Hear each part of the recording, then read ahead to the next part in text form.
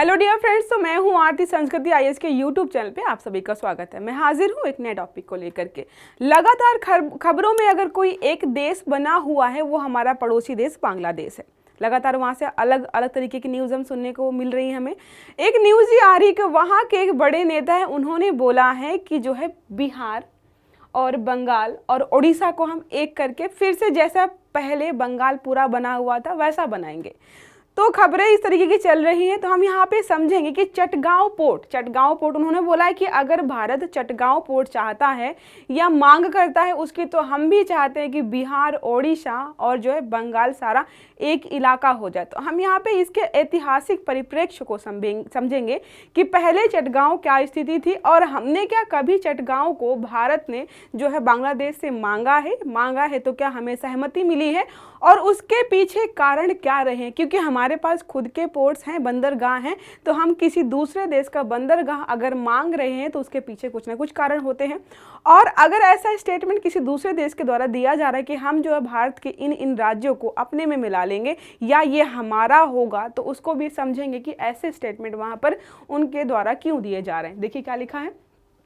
बांग्लादेश के नेता ने एक रैली में यहाँ पर बिहार, बंगाल और ओडिशा पर कब्जा करने की धमकी दी है। लगातार हम न्यूज़ में सुन रहे हैं।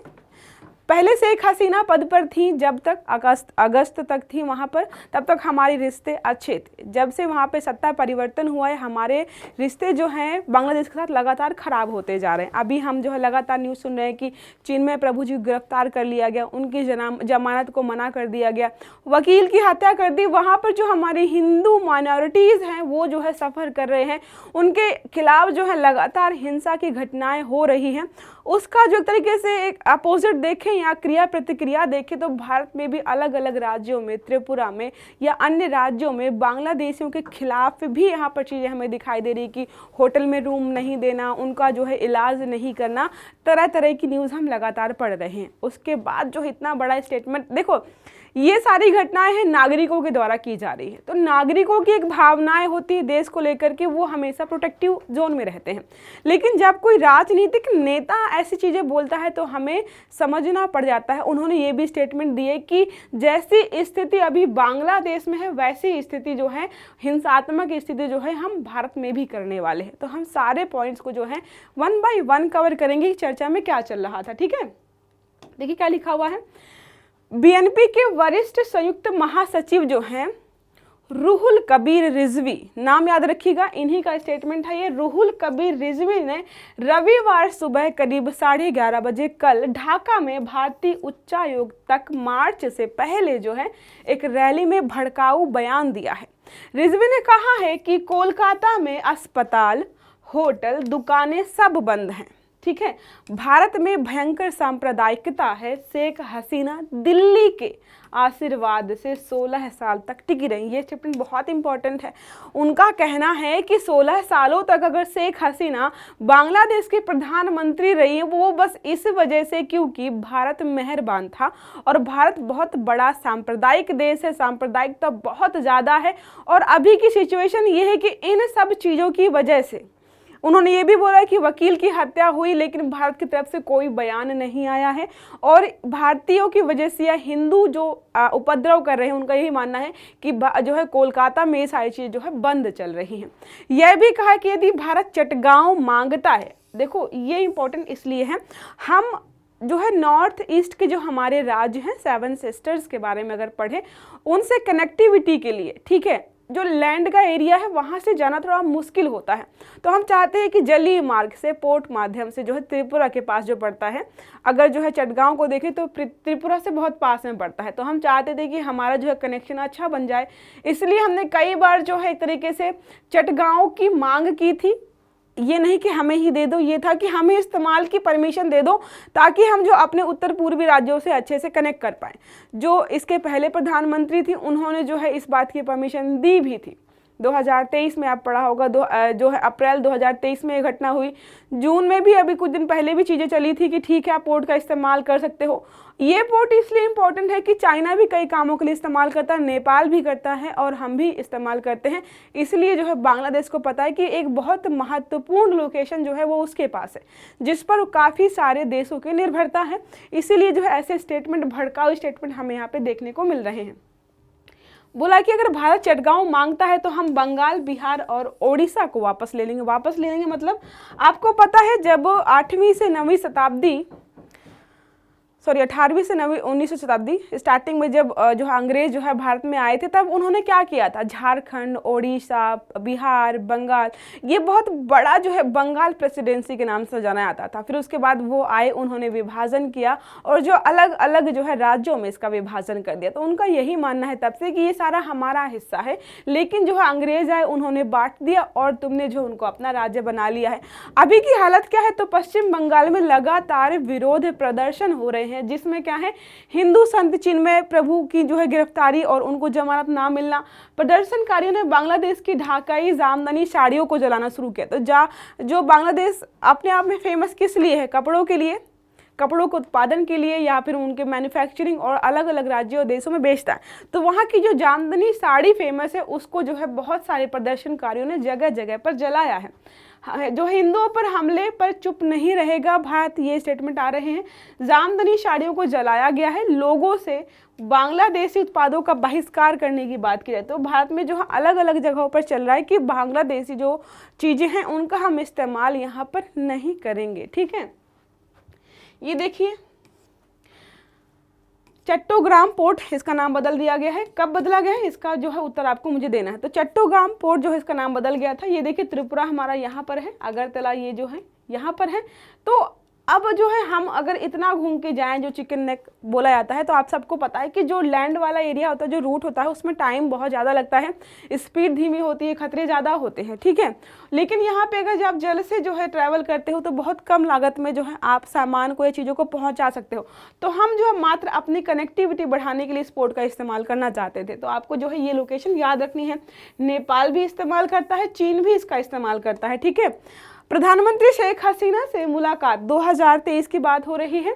दोनों पड़ोसी देशों के बीच संपर्क बढ़ाने के लिए अपने देश के मुख्य बंदरगाह जो है चटगांव बंदरगाह अप्रैल 2022, 28 अप्रैल 2022 में उन्होंने बोला था, हमारे विदेश मंत्री वहां पर गए थे, उन्होंने बोला था कि आप जो है पूर्वोत्तर राज्यों से कनेक्ट करने के लिए जो है हमारा बंदरगाह जो इस्तेमाल कर सकते हो। इसीलिए उन्होंने बोला कि दिल्ली के भरोसे जो है 16 साल रही हैं, क्योंकि वो फेवर कर रही थी दिल्ली का, इसलिए जो है यहाँ पर प्रधानमंत्री रही हैं और अभी भी जो है शरणार्थी के रूप में कहाँ रह रही हैं, हमारे भारत में ही रह रही हैं। तो ये देखिए फिर से इमेज लगाई है, यहाँ पे पोर्ट है, मोंगला पोर्ट, यहाँ पे आपने नाम सुना होगा।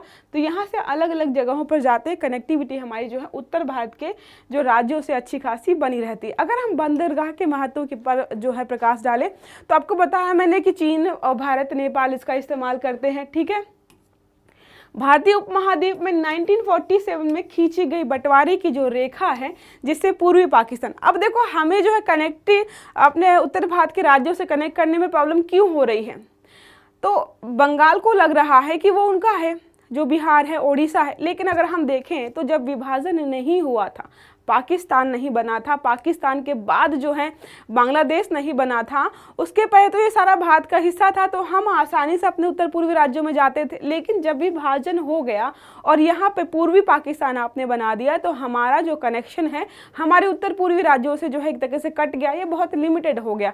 तो एक तरीके से जो विभाजन हुआ उसका नुकसान हम यहाँ पे भर रहे हैं। पूर्वोत्तर भारत को समुद्र तक आसानी से पहुंचने से वंचित कर दिया। हमारा जो है पूरा प्रायद्वीपीय भारत है, उसमें अच्छी खासी पहुंच है, वहाँ पे कोई रोक टोक नहीं कि किसी देश से परमिशन लेनी है।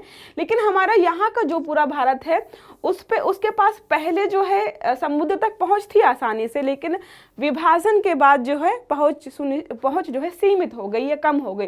पूर्वोत्तर के क्षेत्र के लिए भारत अपने कोलकाता बंदरगाह से भी काफ़ी नज़दीक है। तो ये भी चीज़ें चल रही हैं यहाँ पर।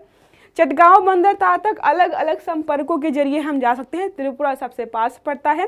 इस तरह भारत के पूर्वोत्तर को न सिर्फ विकसित करने, भारत के बाकी हिस्सों से संपर्क मजबूत करने के लिए, बल्कि देखो हम एक तो विकसित करना चाहते हैं और चाहते हैं कि उनकी कनेक्टिविटी हमारे भारत के अन्य राज्यों से रहे, साथ में जो है सीमा साझा करने वाले पड़ोसी देशों जैसे कि बांग्लादेश के साथ इनका संपर्क बढ़ाने के लिए चटगांव बंदरगाह के साथ पूर्वोत्तर को जोड़ा।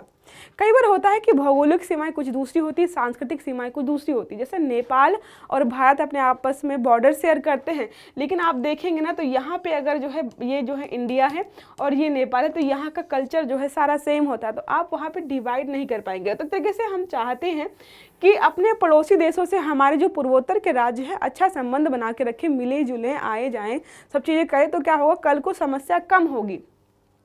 साथ में जो है भारत के एक्ट ईस्ट पॉलिसी आपने सुना होगा, एक तरीके से चाइना को काउंटर करने के लिए भी, और दूसरा हमारा जो हमारे ईस्टर्न जो हमारे स्टेट्स हैं उनके डेवलपमेंट के लिए जो है हमने एक्ट ईस्ट पॉलिसी, मतलब लुक ईस्ट, एक्ट ईस्ट, ये बहुत सारी पॉलिसी जो है आपने भारत की सुनी होंगी, वो भी मजबूत होगी।